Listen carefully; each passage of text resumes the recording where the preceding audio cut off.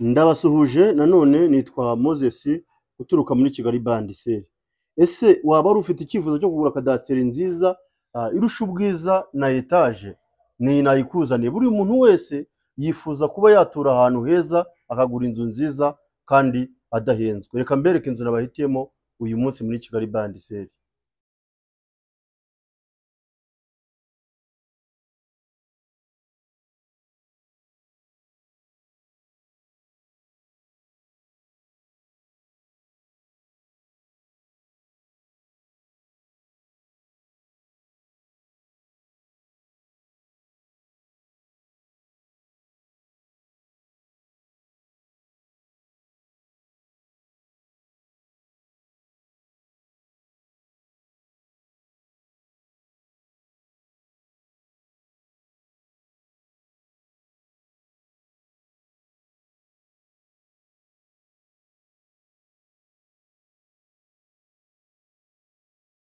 Aha, nkuko maze kubyibonera rero kuri kamera, kariya kari akantu gatoya cyane, ni nk'umubongyo nari mbahaye.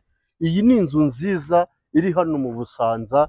Buriya mu by'ukuri ushobora kuba ubyumva wenda uri hanze y'igihugu utaheruka kumva ijambo Busanza.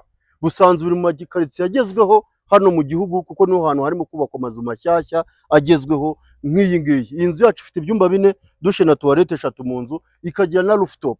Urumva ko ari inzu nziza iri moderne kandi yubatse ku buryo bwiza. Ntabwo ari bya bikadasiteri biba bikoze nabi. Urabona ko iyi ngiyi mu by'ukuri uturutse hano iteye neza cyane. Uhindukije kamera, ahangaha haparitse imodoka ni kuri kaburimbo. Iyi nayo iri imbere y'iyi nzu, ndayibizeza ni metero zigeze ni nkeya cyane, murabibona ko ari bugufi.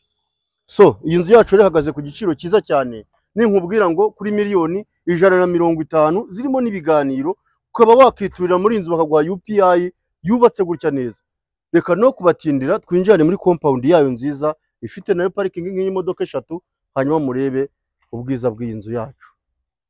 Aha, ngira ngo murabona ko twinjiye ahantu heza, aho duhura na gate nziza isakaye. Ngewe ngerageza kugenda mbatoranyirizamo inzu nziza, ariko mbere yuko dukomeza, kora subscribe. Kandi ahantu handitse subscribe kugira ngo dukomeze tugendane neza, twubakana umuryango, ku buryo ninjya nshyiraho imari nk'iyi ngiyi idahenze kandi ku giciro cyiza, iri no muri quartier nziza, uzajya ubona notification kubera ko wakoze subscribe. Dukomezanye rero, twinjiye muri compound nziza, aho nababwira ko dufite imodoka 3 ziparitse neza. Ariko inzu yacu mu by'ukuri iyo uri hariya uhita ubona ko ari inzu yubatse ku buryo buri moderne. Nayibabwiye hari n'ama etage atakora kuri iyi nzu bitewe n'ubwiza bwayo. Aya ni ya mabuye bita makoro aturuka mu Ruhengeri meza cyane, hehe n'ikintu cyitwa humidité. Ibintu byose byubatse iyi nzu ni qualité ya mbere, yaba amarange, yaba ibirahure, yaba amakaro. Muragomeza mubyibona. We fata iminota 7 cyangwa 8 tugiye kubana, kandi nta muntu wagura inzu n'undi atabanje gufokasinga. Tugendane urebe akantu ku kandi, ku buryo wanayigurira online utarahagera. Reka ariko mbanze tuzamuke hejuru gatoya kuri rooftop mbereke view y'ino nzu.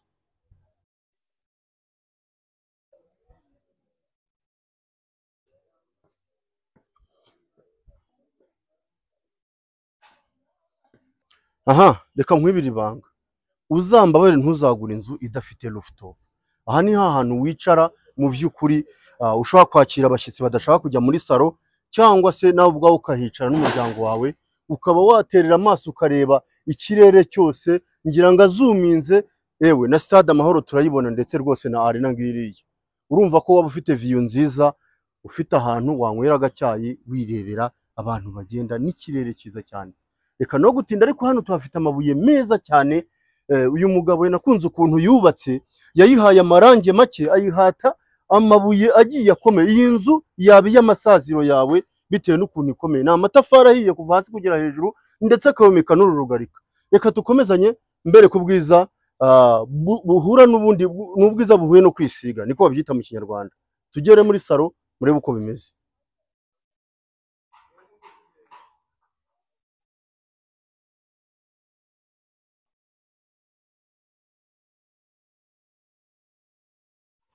Aha, twakomejanyije noneho aho twinjira mu rubaraza rwiza cyane rwisanzuye. Nakunze uyu mugabo ukuntu agenda yubaka buri kantu ku kandi, aho ageze hose hashyira ahantu ho kwicara ku buryo waruhuka atari ngombwa ko ugiye muri salo. Urabona ko hari utuvaze twiza tuhateretse, ariko hano tuhasanga urugi. Nyamuneka utibeshya kuri brand Busanza, ibintu byarahindutse. Cyangwa se nimba utanashaka kugura, ngwino utembere urebe Busanza icyo bivuze. Ni kuri kaburimbo, ntabwo ari ya Busanza mbi. Tukinjira sasa, karibu muri salo yacu, noneho murebe ubudasa bw'inzu nziza mbasangiye hano mu Busanza. Mu by'ukuri inzu kuri $150,000 igucitse. Iyi nzu niyo wayigura ukayikodesha baguha amafaranga aryoshye. Witinya, ayo mafaranga arimo ibiganiro, ni ibintu biri kiriya. Uraza ugasura nkaguza na nyirayo, ndetse najye nkufasha ku bintu bijyanye na discount, nkaba nakugabanyishiriza kugira ngo nawe uze kuma komisiyo nziza. Nicyo bivuze. Iyo urebye itara riri muri ino salo, ukareba parafo ya gypsum irimo, ukareba iyi TV stand n'urugi rwiza cyane, mu by'ukuri abantu bose bashobora gukoresha muvura, ariko ntabwo ari benshi bashobora gushyiramo design nziza nk'iyi ngiyi. Burya ubwiza buriranga, ntabwo ari ngombwa kuvuga ibintu byinshi. Reka duhindukirane gatoya. Urabona iyo salo ukuntu yari nini, ariko mu by'ukuri iyo urebye salo ingana gutyo, tukakwereka sala manje nayo ingana gutya. Ahangaha ushobora guterekaho za ntebe nk'eshatu cyangwa enye zo gufatira hagacyayi ahangaha mu gihe tugiye mu kazi, ariko hano ukahasetinga sala manje yawe nziza. Komeza ubanyerekere hano, dufite lavabo nziza cyane igezweho. Nakubwiye ngo buri kantu kose kari hano ni keza cyane. Ni ibintu bisobanutse, ubona ko byubatswe n'umuntu w'umuhanga. Karibu mu gikoni cyiza. Iki gikoni ni cyiza mu by'ukuri. Iyi nzu ngiye nayitegereje, ndavuga nti izi nzu muze kuyitegereza. Hari amakadasiteri dufite kuri platform zacu, tujya dusanga Kibagabaga nayo yubatse muri buno buryo, ububati bugera hejuru kuri plafo, kandi plafo ya gypsum ubona ko ari n'ahantu hisanzuye. Nakunze iyi nzu ukuntu ibyumba bingana, umwanya wa firigo urahari, umwanya wa gazi kuko urahari, buri kantu kose kari setting. Wowe nukuzana uburiri bwawe n'ibikoresho uhita ukubitamo. Ese ubundi wayiguze ukayishyiramo fa n'icyazi k'abadiyasipora bakunda inzu ziba ziri kuri kaburimbo, ugahita utangira kuyicuruza wenda nko ku $5 cyangwa $2, ko nabyo tubikora dukodesha. Erega iyi nzu ushobora no kudashaka kugura, ariko nawe ufite indi nzu ugurisha, nabwo waduhamagara tukagufasha nk'uyu nguyu turi gufasha. Nicyo tuhabera. Reka noneho n'abatindiye twe kurondogora, twinjirane mu cyumba cya mbere cy'abashyitsi. Nkuko nari mbabwiye rero, aha dufite icyumba cy'abashyitsi tugiye kubereka, tukagira n'ibindi byumba bitatu turi busange hariya muri iriya korodoro ubona kuri kamera yawe. Reka dukomezanye duhere ku cyumba cya mbere kiri hano, ariko tuhasanga urugi rwiza mu by'ukuri rwa muvura. Waguze iyi kadasiteri ko izindi ziba zubakishije ibikoresho bidasobanutse wenda. Injira hano ubanza ubanyerekere iyo dushe nziza ifite ibikoresho byiza iryoshye cyane. Noneho iki cyumba mu by'ukuri bavuze ijambo mu mushyitsi, burya umushyitsi ni umuntu wubahwa. Urabona iki cyumba ukuntu ari kigari, gifite amarangi meza, buri kantu kose karateguye hano. Njye nakunze isuku y'iyi nzu. Ngira ngo kiriya cyumba rero murakibonye uburyo ari cyiza kandi ari kigari. Twakomejanyije, nabikubwiye, uru ni urubaho rwa muvura. Gura inzu wowe uzatugaye, kandi nzi ko nyuma ya komisiyo uzaduha na bonus. Ahangaha rero duhagaze dufite icyumba kimwe ahangaha, tukagira n'iyi dushe bihuriyeho, tukagira n'icyumba kindi kiri ahangaha. Iki cyumba nukibona, njye nabanje kugira ngo ni master bedroom. Injiramo banyerekere ubudasa n'ubugari bw'icyumba kingana gutyo. Mu by'ukuri iyi nzu irateguye akantu ku kandi, buriya n'amakadasiteri ajya afite ibintu arutanirwaho. Ngwino dukomezanye ubanyerekere n'iki kigenzi cyacyo nacyo bingana neza, ni the same. Uyu mufundi azi kubaka, urabona ko ibintu byacu biteguye. Reka noneho tubereke dushe isheringa kuri ibi byumba bibiri naberetse, nayo ni nziza.